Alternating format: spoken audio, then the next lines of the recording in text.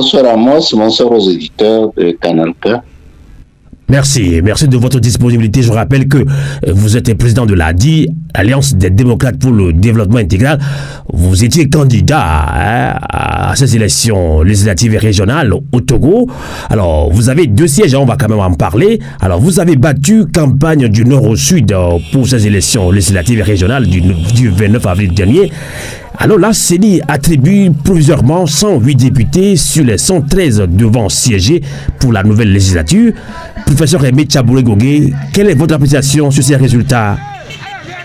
Qu'est-ce que tu veux que je dise sur ces résultats?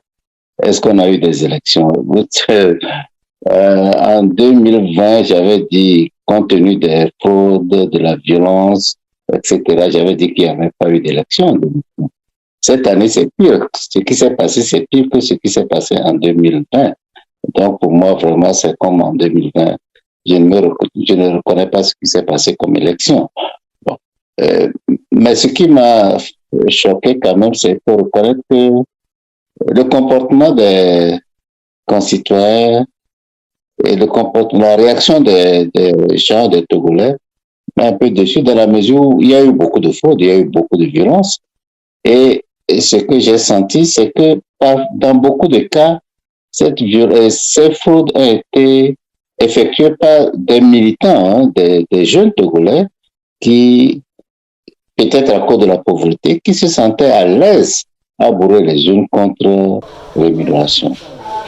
Ensuite, c'est la complicité agissante des forces de sécurité. Vous voulez dire que ces jeunes ont été manipulés par le parti uni, parti au pouvoir? Manipulé, mais avec complaisance, complicité.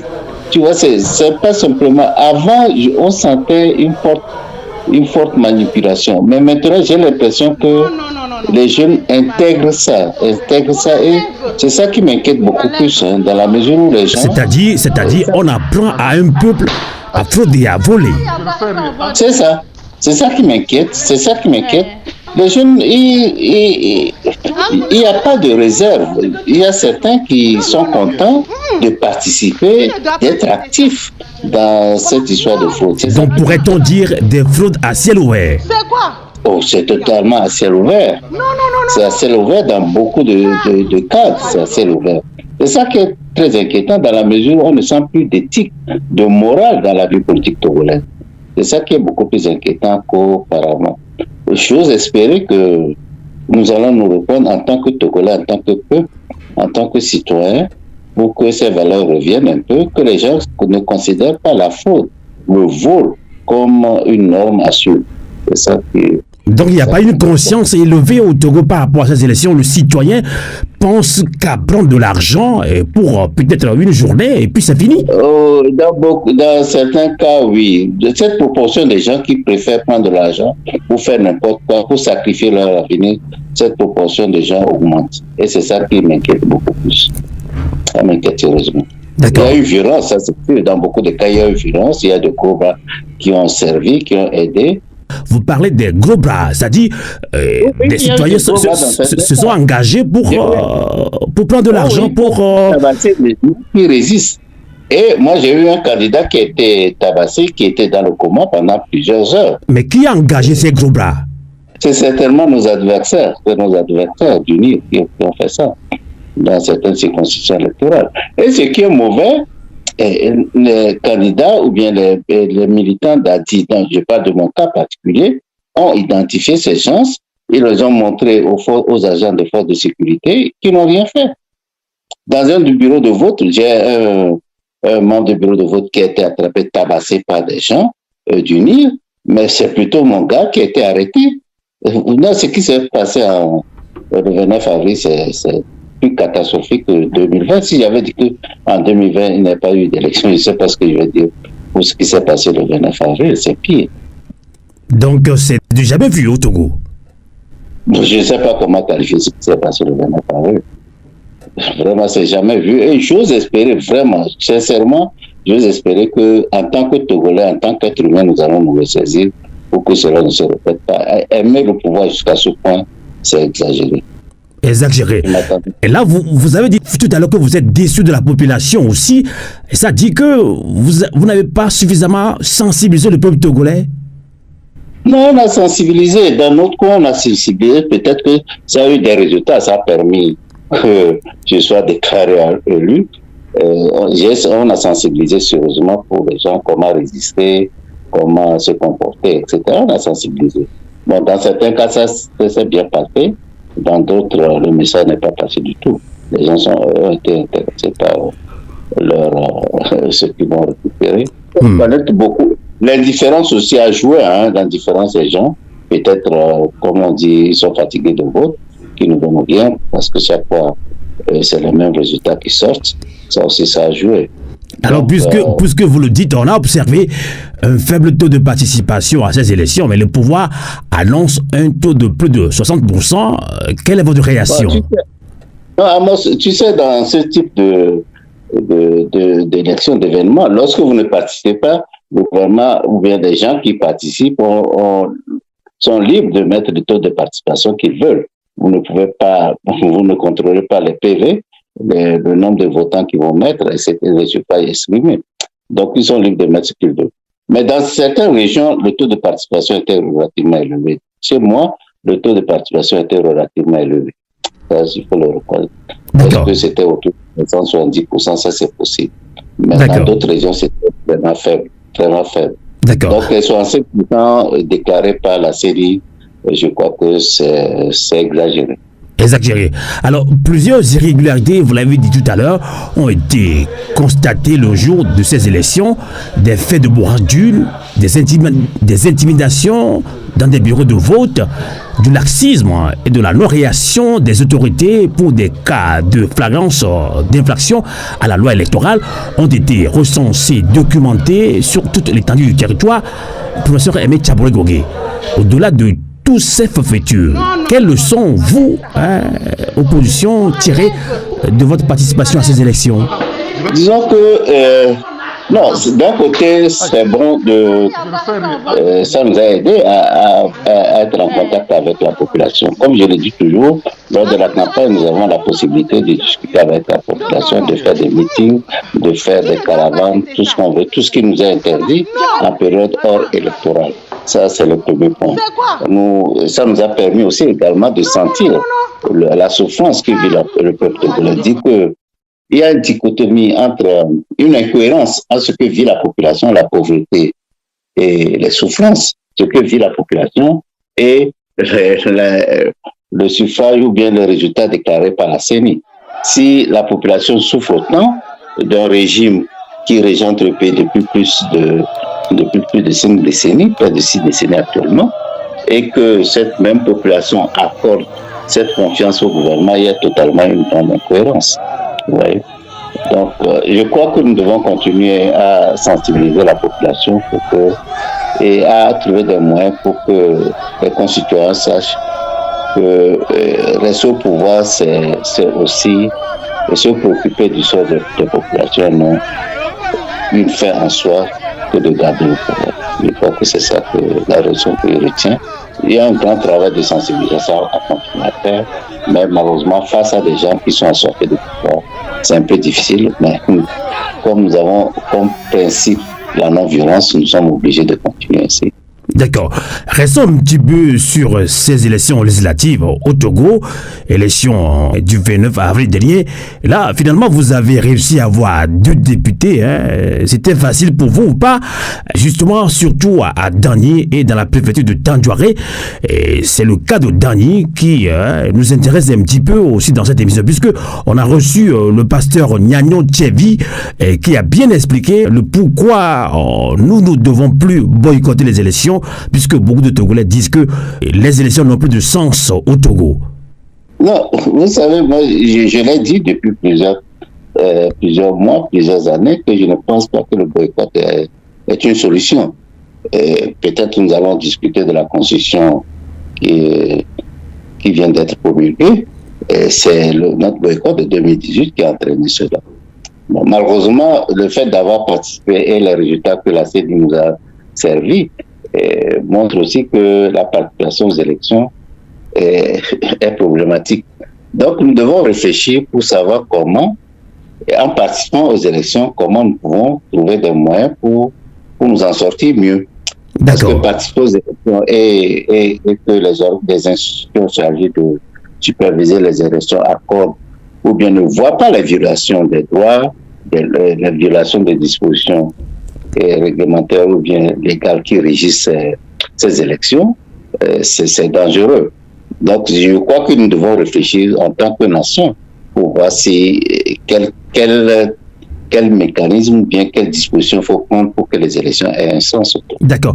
Professeur Aimé Tchabouré Gogué, parlant justement de ces élections et de Dany, il s'est passé quelque chose de très extraordinaire, c'est-à-dire les populations de Dany se sont bien organisées. Dans l'émission, il y a quelques jours, nous avons reçu Pasteur Nyagnon Tchevi. Il a bien expliqué comment ils se sont bien organisés. La population elle-même est bien déterminée. Pourquoi on n'a pas vu la même chose dans d'autres préfectures? On a appris également que à Dangben aussi, la population bien déterminée. Dany a réussi ils m'ont écrit, nous avons réussi à chasser l'ancien député Abbas Kabwa. Non, c'est ce que je dis, c'est la question de détermination. Vous savez, Dany, c'est une zone, une préfecture où le parti est implanté.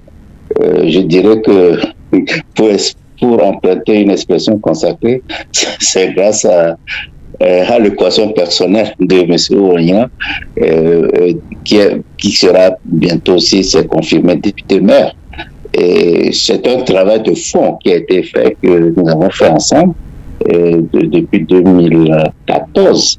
Un travail de fond que nous avons fait depuis 2014, qu'il a poursuivi lui seul à partir de 2018, je vais dire, et qu'il a continué jusqu'à aujourd'hui. Donc, la sensibilisation de la population, être proche de la population peut aider.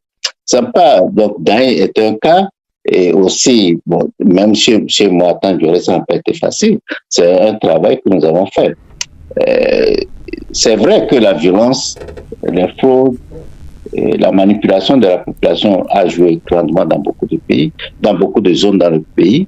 Mais si l'opposition, ou bien si nous prenons du temps, de l'énergie, des ressources pour être proche de la population, pour leur expliquer ce qui arrive, les enjeux, je crois qu'on a des chances d'avoir de meilleurs résultats. Tout à fait. Alors, à l'annonce de la tenue de ces élections législatives, la quasi-majorité des partis d'opposition avaient déclaré regretter le boycott des élections de 2018. Vous l'avez aussi relevé tout à l'heure. Alors, posture qui a tout de même surpris Pluton, si on se rappelle les raisons objectives qui avaient motivé ce boycott.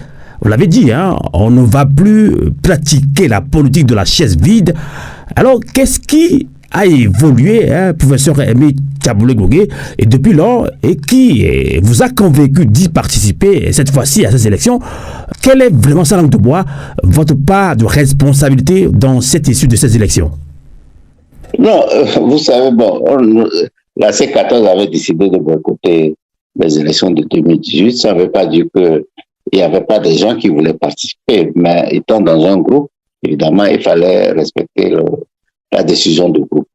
Bon, donc ça, c'est le premier point. Le deuxième point, c'est que, en tout cas, en voyant l'histoire, historiquement, on a vu que le boycott n'apporte pas grand-chose. Et si on prend le cas du Togo, on va voir que lors des différents boycotts, nous avons perdu. Et ça, c'est évident. Mais évidemment, les gens vont nous dire aussi, à part quoi, on ne gagne pas beaucoup. Ça, c'est vrai. Surtout ces dernières élections, on a participé, on a eu 5 députés sur 113. On n'a aucun élément des 5 députés n'ont aucun levier de quoi que ce soit. Sauf que le fait d'être député, ils bénéficient d'une tribune. Ils sont reconnus officiellement. Ils bénéficient d'une tribune en tant que députés qu'ils n'ont pas s'ils ne sont pas députés. Ça, c'est important. Donc, vous l'avez dit tout à l'heure, vous allez continuer. Vous n'êtes que 5 députés de l'opposition. Est-ce que vous allez y aller? Les gens se posent beaucoup de questions. Vous allez boycotter de participer à cette assemblée nationale, à l'Assemblée nationale, ou vous allez boycotter, vous allez y aller? Parce que 5 députés, ça représente quoi? Moi, j'ai vu ce débat, hein. J'ai entendu, du moins, il y a des gens qui m'ont appelé pour me dire, écoutez, 5 députés ne sont pas la fin d'aller siéger. Deux arguments. Un, nous allons aux élections, on savait qu'on pouvait perdre. Si on est démocrate, on sait qu'on peut perdre. Ça, c'est le premier point. Donc, en faisant abstraction de tout ce dont on a parlé, fraude, violence, manipulation, etc., et on aurait pu perdre. Ça aurait pu être réel et puis on va avoir 5 députés. Supposons que si c'était transparent qu'on avait 5 députés, on aurait dit qu'on ne devait pas siéger. Donc ça, je ne pense pas que ce soit logique. La deuxième chose qui est plus importante que les gens ne savent pas, c'est qu'en Afrique, on n'a pas encore la culture de la minorité. Vous savez, le cas, je me rappelle du cas du Burkina Faso. Après l'assassinat de Norbert Zongo, il y avait une élection législative où le parti de Blaise Compaoré avait une majorité étriquée. Je crois que ça ne dépassait pas 5 députés par rapport à l'opposition. Je me rappelle plus du chiffre exact, mais ils ont gouverné comme s'ils avaient une très large majorité. Donc, dans les pays africains de démocratie naissante, ou bien dans les, entre guillemets, nous ne sommes même pas de démocratie, et lorsque le parti au pouvoir a une majorité, ne serait-ce que même de 2 députés, ils font tout ce qu'ils veulent. Ils font tout ce qu'ils veulent. Donc, ce n'est pas le nombre de députés qui compte, mais c'est la capacité que nous aurons, si nous avons la capacité ou bien la volonté et la compétence, les ressources nécessaires pour utiliser cette tribune que nous aurons en tant que députés. Je crois que ça peut changer beaucoup de choses. D'accord. Professeur Aimé Tchaboulé-Gogué, je sais que vous parlez sans langue de bois dans nos émissions, que vous connaissez très bien, très proche du peuple togolais. Nous sommes la voix des sans-voix, la voix des opprimés. Alors vous savez très bien que beaucoup de Togolais ne croient plus aux élections. Ils disent que les élections n'ont plus de sens. La démonstration encore faite, vous l'avez suivi, le parti au pouvoir uni rafle 108 sièges sur les 113. C'est quand même choquant, c'est humiliant. Alors, si certains Togolais vous disent, ils le disent souvent, on va vous rapporter cela, je sais que vous êtes très informés de cela, ils disent que vous y allez pour pouvoir prendre beaucoup d'argent en tant que député. N'importe quoi. Voilà, c'est ce qui se dit. C'est dommage. Non, c'est choquant, très choquant, et dommage que les Togolais aient de telles idées. Mais supposons qu'on avait la majorité, ça veut dire qu'on n'allait pas pour prendre l'argent. Alors, je ne comprends pas. Peut-être ça va nous coûter beaucoup plus cher d'ailleurs, parce que comme on n'est pas nombreux, les sollicitations de la population seront concentrées sur nous. Donc, je crois que c'est très choquant ce comportement des Togolais. Mais je pense qu'il faut les sensibiliser, il faut expliquer le pourquoi vous devez y aller. On va leur expliquer. Nous sommes députés, moi je vais utiliser, je sais qu'un député a 2 fonctions principales, 2 rôles principaux, c'est le contrôle de l'action gouvernementale, c'est le vote des lois. Bon, nous allons utiliser ça. Et peut-être on va interpeller beaucoup de ministres, beaucoup. Et nous allons également, j'espère qu'on aura l'énergie et les ressources pour pouvoir faire des propositions de loi. On va le faire. Et puis on va informer la population sur ce qui se passe. Nous allons beaucoup communiquer. D'accord. Communiquer sur des choses importantes. Non, cette affaire on veut prendre l'argent, mais c'est choquant. Je suis tellement choqué par ça. Ça me rappelle l'affaire de 30 millions. Et ce que je regrette sincèrement, c'est que c'est moi qui ai confirmé cette affaire de 30 millions. Et les Togolais l'ont fait. C'est incroyable. 14 leaders politiques de votre pays qu'on arrive à corrompre avec 30 millions. Moi-même, si je n'étais pas dans ce cas, j'aurais honte qu'on puisse dire qu'on ait corrompu les leaders de mon pays, les leaders politiques de mon pays, 14 leaders de mon pays avec 30 millions. J'aurais honte. Alors que les Togolais, non, de hauts cadres, des intellectuels, puissent se permettre le luxe d'avancer ça comme argument pour je ne sais pas dans quel on comprend. On comprend. Donc, si on revient un petit peu sur ces élections au Togo, la question, bien le cas togolais, c'est de ne pas aller ou ne pas aller aux élections. Mais maintenant, si vous voulez aller aux élections, on peut se poser la question, comment participe-t-on aux élections dans une dictature? Donc le cas de Dankmem, en Dillon, à Danyi, se sont bien organisés. Et c'est pourquoi, je le répète encore, on peut utiliser ces élections à bon escient, comme il faut, si on s'organise bien comme à Danyi. Les populations se sont organisées elles-mêmes. Vous l'avez dit tout à l'heure, les gens acceptent facilement 5 000 francs, 10 000 francs et décident de voler pour unir.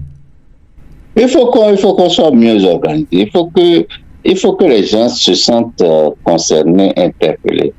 Vous croyez qu'on peut bourrer les urnes si les gens sont là, si la population, ceux qui ont voté sont présents sur le terrain, sont présents dans les centres de vote, qui va se permettre de luxe? Même les gros bars dont on parle, ils sont peut-être une dizaine.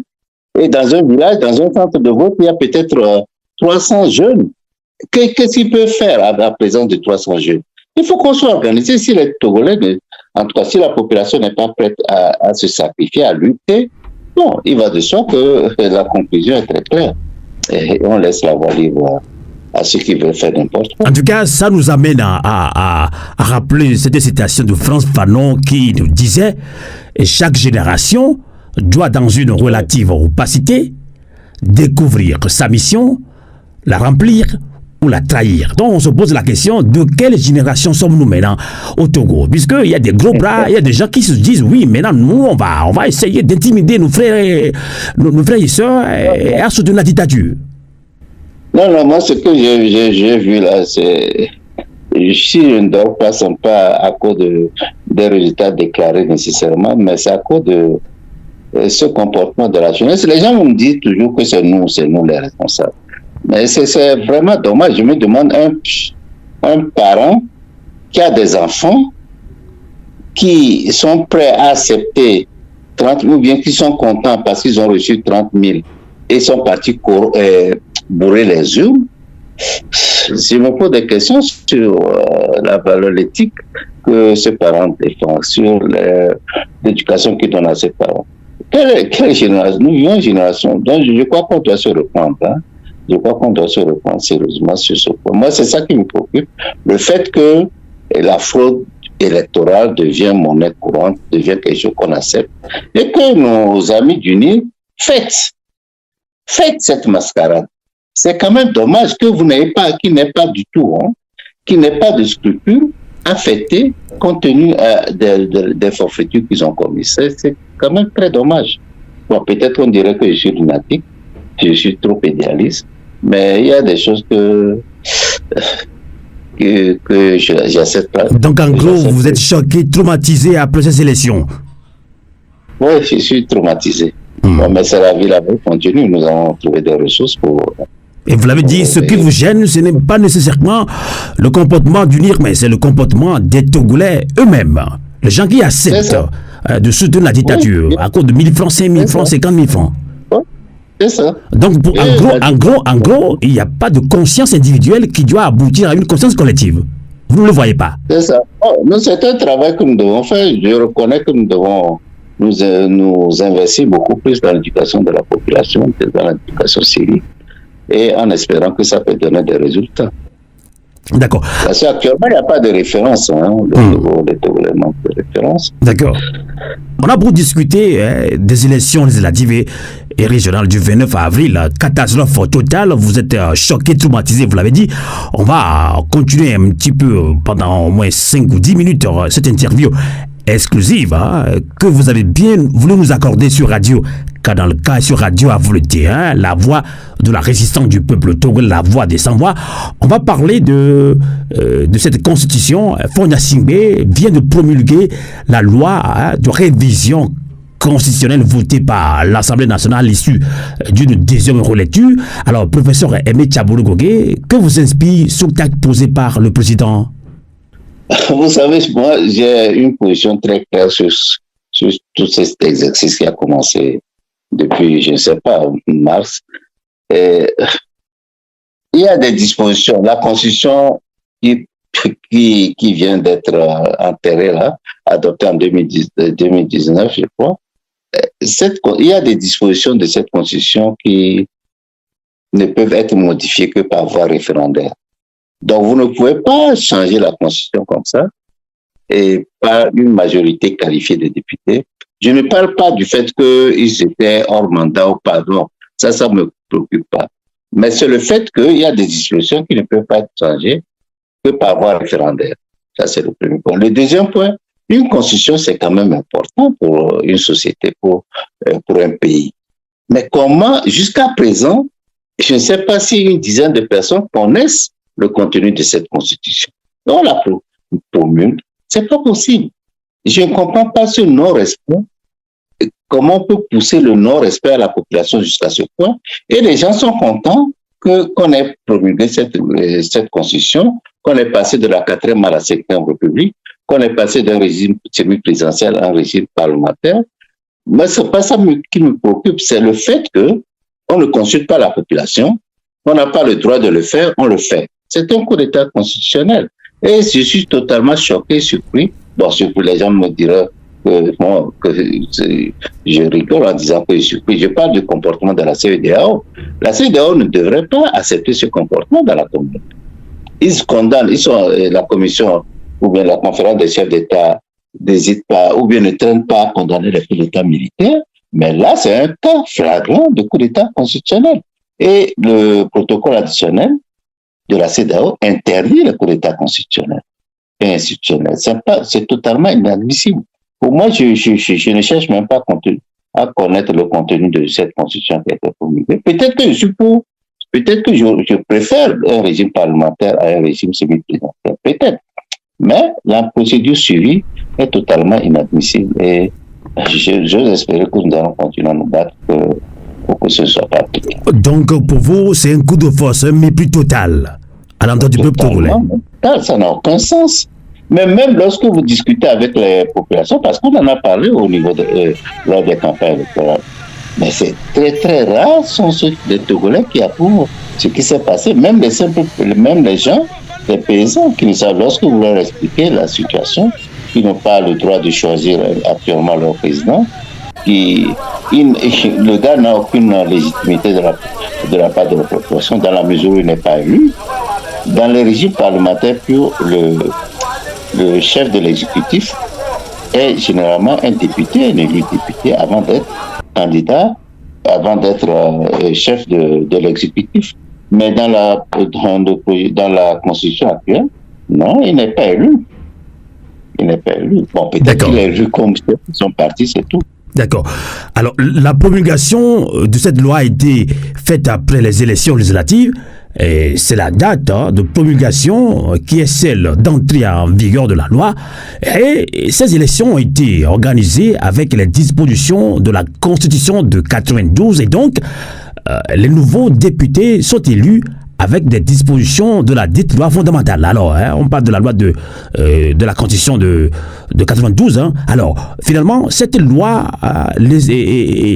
législature sera-t-elle ou peut-elle être menée sur la base du nouveau régime, selon vous? Non, moi, je ne suis pas spécialiste. Moi, je vous ai dit ma position sur la Constitution. Je crois qu'elle n'a pas lieu d'être dans la mesure où il y a des dispositions qui sont... Tout à fait. Puisqu'il y a un flou juridique, on nous fait croire que oui, nous, on ne connaît pas la loi, la population ne connaît pas la loi. Ils pensent que c'est eux qui ont raison, et la loi, c'est eux. C'est ça. Non, c'est ça. Puisque les constitutionnalistes, les grands constitutionnalistes togolais ont tout expliqué, les juristes ont tout expliqué, ils disent non, pour nous, la loi, c'est nous. À unir. Si c'est la loi, c'est même pas la loi. Mais c'est ce qui se fait au Togo, quand même. Non, c'est dangereux. Moi, j'ai été désagréablement surpris que des intellectuels, des professeurs de droit que je respectais puissent soutenir des propos. C'est pas possible. Alors, professeur, on comprend votre frustration de très loin. Je vois ce que vous sentez quand même, la frustration totale, surtout après ces élections législatives. Alors, que direz-vous pour conclure cet entretien exclusif avec nous? Que direz-vous d'abord à la diaspora qui est plutôt nous avons un gros travail qui nous attend. Nous avons le devoir de continuer, même si nous avons été déçus par ce qui s'est passé. Nous savons, comme vous avez donné des exemples, où la population consciente a pu préserver certaines victoires des candidats de l'opposition. Je crois qu'à partir de là, nous devons savoir que nous avons un travail d'éducation à mener. C'est lourd comme travail à faire et que nous devons continuer parce que les conditions d'organisation des élections se détériorent de plus en plus. En 2020, j'avais dit que ce n'était pas des élections. En 2024, c'est pire que ce qui s'est passé en 2020. Je ne sais pas, les prochaines élections, peut-être que 2025 ou 2026, je ne sais pas comment on pourra qualifier de ce qui va arriver. Je crois que nous devons, c'est pas uniquement sur le plan élection, mais aussi sur le plan éthique. J'invite les parents à faire beaucoup d'efforts pour introduire certaines moralités dans la vie sociale au Togo. Je crois que ça dépasse maintenant le cadre politique. En fait, même j'avais dit déjà que nous En tout cas, ce que vous dites, c'est vraiment, c'est du lourd, hein, puisque quand un gouvernement approuve le vol, hein, c'est compliqué. Oui, le vol devient la norme. Le vol devient la norme. Et je crois que nous devons nous réveiller parce que avant, je disais même déjà que nous ne vivons pas une crise politique au Togo, nous vivons une crise morale. Mais ce qui s'est passé le 29 avril a prouvé réellement que nous vivons une crise morale et non une crise politique. C'est une crise morale. Il y a des gens qui pensent que le vol, la violence, c'est le moyen de diriger un pays. Et ça, en tout cas pour moi... Et devant cette situation, que fait concrètement? Puisque certains ont décidé de s'acoquiner avec la dictature, et on a le rapport de force, on peut vous piétiner, on peut vous taper, on peut vous tabasser, on peut vous tirer dessus, et d'autres n'ont rien, ils ont la main nue. Un peuple décidé ne peut pas être vaincu par des gens qui... On a vu des dictatures implacables qui ont été balayées de jour au lendemain par un peuple décidé. Donc, c'est à nous qui ne croyons pas au bienfait de la dictature, c'est à nous de nous réveiller, de faire un travail de longue haleine, en tout cas de longue haleine, de continuer à persévérer dans l'éducation de la population, dans la sensibilisation de la population, pour qu'en espérant qu'un jour, les rapports de force vont se renverser en notre faveur. C'est tout ce qu'on peut faire. En tout cas, la mobilisation, la détermination. Merci en tout cas. Professeur Aimé Tchabouré Gogué, président de l'ADI, Alliance des démocrates pour le développement intégral, vous êtes candidat aux élections législatives et régionales. C'est à vous, c'est du courage et bonne chance à nous tous. Bon, merci, du courage.